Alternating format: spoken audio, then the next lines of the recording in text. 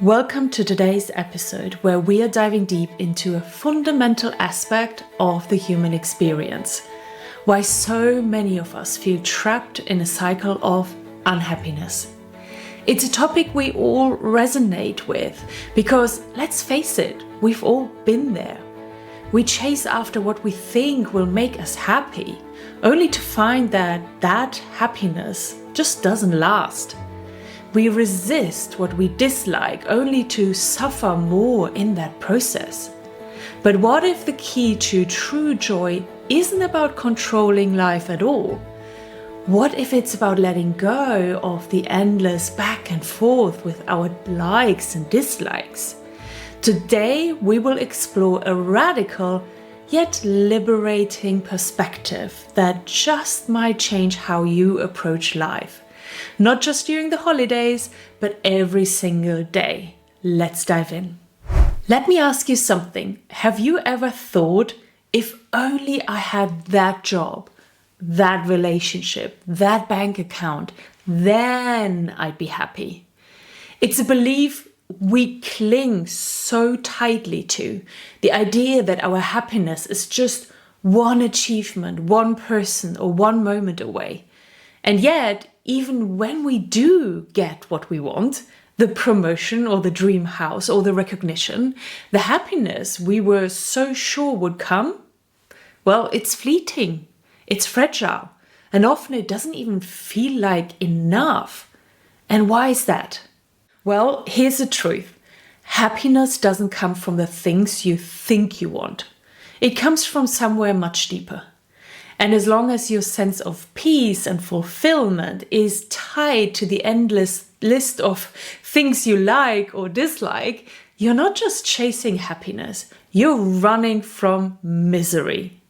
You see, life rarely aligns perfectly with what you want. We live in a world that doesn't revolve around our preferences.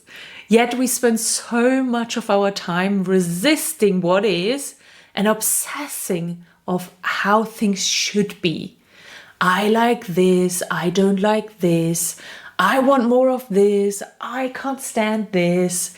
Every moment becomes a battle between reality and your mind's preferences. And when life does go your way, it's never enough. Because once you've achieved what you thought would make you happy, the fear of losing it sneaks in. Maybe it's the job that you worked so hard for, but now you're terrified of failing. Or the relationship you dreamed of, but now you're terrified of rejection. That same mind that told you, if I only get this, then I'll be happy, has already moved on to its next set of demands. And when you inevitably lose what you cling so tightly to, you are of course devastated, of course. But you're as well back to square one. This is a challenge that we all face. Not getting what you want makes you unhappy. Getting what you want doesn't make you happy. And losing what you have, well, it can literally break you. So what's the real issue here? It's not about the things themselves, the things that you want. It's not about whether life gives you what you want or takes it away. The real problem lies in your attachment to all of these likes and dislikes. As one of my most favorite teachers, 𝗖𝗛𝗔𝗣𝗧𝗘𝗥𝗦, puts it, every preference is a prison. Every time you cling to something, aka, I need this to be okay, you give away your freedom. Think about it. Your likes and your dislikes aren't just personal quirks. They are bars in the cage that keep you trapped in the same cycle of disappointment and fear. So how do we break free? How do we find happiness that doesn't depend on external conditions? Well, that's of course what we are going to explore in the rest of this episode. But first, let's just sit for a moment with this truth. It's not about life giving you what you want. It's about freeing yourself from the need to have it in the first place. So let's get to the heart of it. What exactly are all of these likes and dislikes that cause so much trouble in our lives? Why do they have such a grip on us? To understand this, we need to look at how they operate in our minds. At their core, likes and dislikes are preferences. They are mental preferences. They are the stories your mind tells you about what needs to happen in order for you to be okay. They are the filter through which you interpret life. If I like sunny days, then today, as the sun is shining, I'm happy. I dislike traffic, so I'm stuck in traffic and therefore I'm stressed now. Harmless enough, you might think, but here's where it gets tricky. They don't stay neutral. They grow, they demand, they dictate how you feel in every moment of your life. Likes and dislikes are the mechanism by which the mind tries to control the uncontrollable. Think about it. Life is unfolding all around us, and most of it is completely out of your hands. But your mind creates these preferences as a way to feel some semblance of control.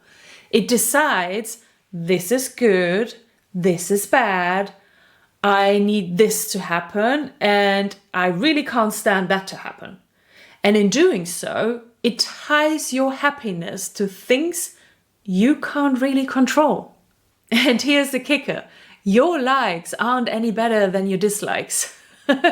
There are two sides of the same coin. Why? Because the moment you decide to like something, you create an attachment.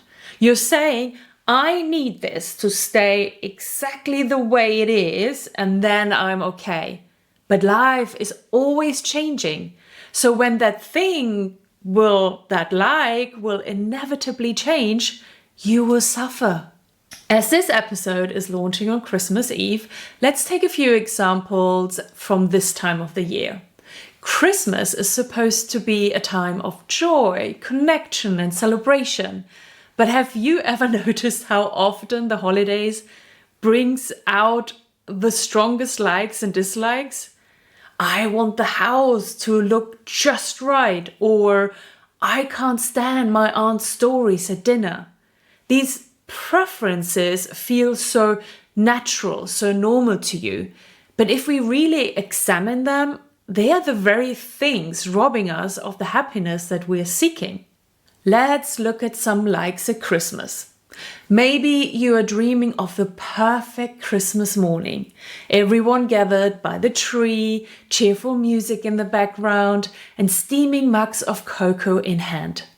But then the kids get up grumpy, someone spills the cocoa on the white carpet, and the playlist keeps playing Christmas songs that, well, let's just say they suck. And suddenly you are irritated. Your happiness, which was tied to this idealized version of Christmas, is shattered because reality didn't match your preference. Now let's have a look at some dislikes at Christmas. Maybe there is this one family member you dread seeing every year. You think, if only they didn't come to dinner, then the holiday would be perfect. But they're here, just like they always are, and your dislike colors the entire day. Instead of enjoying the people who are present, you're stuck in resistance, wishing things were different. Likes and dislikes are like invisible strings pulling us in every direction. They are the mind's way of trying to control the uncontrollable. You like quiet mornings, but your neighbor starts mowing the lawn at 8 a.m. You dislike cold weather, but it's December and the snow is falling. The moment life doesn't align with your preferences, which is most of the time, you suffer. And here's the thing that I learned myself just a year ago. Your likes can just be as damaging as your dislikes. Why? Because the moment you decide you like something, you create that attachment. Remember? You're saying, I need this to stay just the way it is for me to be happy. I told you this earlier. But life is always moving, always changing. Even if Christmas morning goes exactly as you plan, what happens to you when the wrapping paper is torn, the presents are open, and the magic fades away? You're left longing for it to last longer or already planning on how to make it even better next year. So what's the takeaway here? It's not that you shouldn't enjoy the lights, the traditions, and the moments of togetherness. But when your happiness is tied to things going exactly how you want, you set yourself up for disappointment. Every unmet expectation, every change, every spilled cup of cocoa becomes a reason to be upset. That's why it's a gift to understand about your likes and dislikes. When you see how they pull you away from the joy of the present moment, you can begin to let go. You don't have to resist the burnt pie, the grumpy relative, or the imperfect day. And in doing so, you make space for something much more powerful. Peace and happiness that don't depend on everything going your way. Now that we've uncovered how likes and dislikes keep us trapped, let's shift our focus to something much more inspiring. The possibility of living a life free from their grip. Imagine it for a moment. Imagine waking up in the morning and not immediately being pulled by the endless chatter in your mind. I hope this happens today. I can't let that happen. I need this to go my way. Imagine moving through your day with a steady calmness, no matter what life throws at you. Doesn't that sound liberating? When I reflected on this earlier, I compared this kind of freedom to standing on solid ground while the waves crush all around you. Right now, most of us are out in the ocean, getting tossed around to those waves. The wave of wanting, the wave of disliking, the wave of needing things to be different. When we cling to our likes, we are swept away, desperately paddling to hold on to the things that we need. When we resist our dislikes, we are pulled under and struggling against the current of what we wished wouldn't happen or didn't happen. It's just all so exhausting. But what if you didn't need to struggle? What if you could step out of that ocean, stand on the shore, watching those waves come and go without being moved by them? That's what we are talking about here. Not some impossible and idealized life, but a real inner transformation. A life where you don't need things to go your way to feel okay. A life where you're no longer at the mercy of every passing thought, feeling, or event. Let's break it down.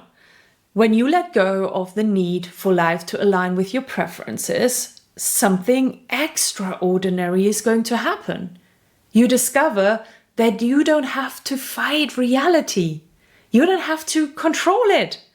And without that constant struggle, what's left? It's peace, tranquility, a quiet joy that comes from simply being here in this moment, exactly as it is. Sure, it might sound hard. Letting go of likes and dislikes isn't something you just snap your fingers and do. These preferences are deeply ingrained. They are how your mind has tried to make sense of the world for years, maybe even decades. But here's the thing, every time you let go of one of those attachments, even just for a moment, you get a glimpse of what's possible. You realize that you don't need life to be perfect to feel whole. Just think about the freedom of this kind of life. The holidays don't have to unfold perfectly for you to actually enjoy them. The weather doesn't have to be sunny for you to feel at peace. And even when challenges arise, because they will, you are not thrown into chaos. You stay steady, you stay grounded, and in that steadiness, you find something that no amount of likes and dislikes could ever bring you. Real happiness. Doesn't that sound like much more fun? Instead of clinging to your likes and resisting your dislikes, you can move through life with openness and ease, welcoming whatever comes. Because here's the secret. It's not about what life gives you. It's about how you show up for life. And when you're free from that constant tug and war with your preferences, you can finally show up fully for the people you love, for the experiences that matter, and most importantly, for yourself. As we close out today's episode, I want to leave you with something to think about. Something that could change the way you approach not just this holiday season, but your entire life. Take a moment and zoom out. Look at the bigger picture. I like to remind myself that this entire universe has been unfolding for billions of years. The Earth has been spinning through the vastness of space for over 4.5 billion years. Life has been evolving, flowing, and adapting without any help from us. And yet, here we are, these tiny temporary beings trying so hard to control every little detail of our lives. Think about it. You didn't set the planets into motion. You didn't make the sun rise in the morning. You don't control the beating even of your heart or the growing of the trees outside of your window. Life, this miraculous, incomprehensible flow, is taking care of all of it.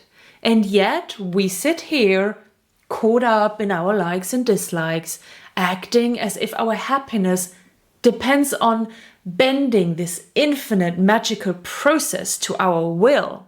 Here is the truth. You can't control life. You can't make it align perfectly with your preferences. And the harder you try, the more frustrated and miserable you will feel. But here's the good news. You don't have to control it. Life doesn't need your help. It's been unfolding just fine for billions of years, and it will continue to do so, whether or not you get everything you want. The only thing that you can control is your attitude. You can choose how you show up in the face of life's endless unpredictabilities. You can cling to your likes and your dislikes, resisting the flow, or you can let go. You can trust that life knows what it's doing. And when you do that, something incredible happens. Instead of fighting reality, you start flowing with it. Instead of resisting what is, you embrace it. And in that space of acceptance, life gets lighter, easier, and more joyful.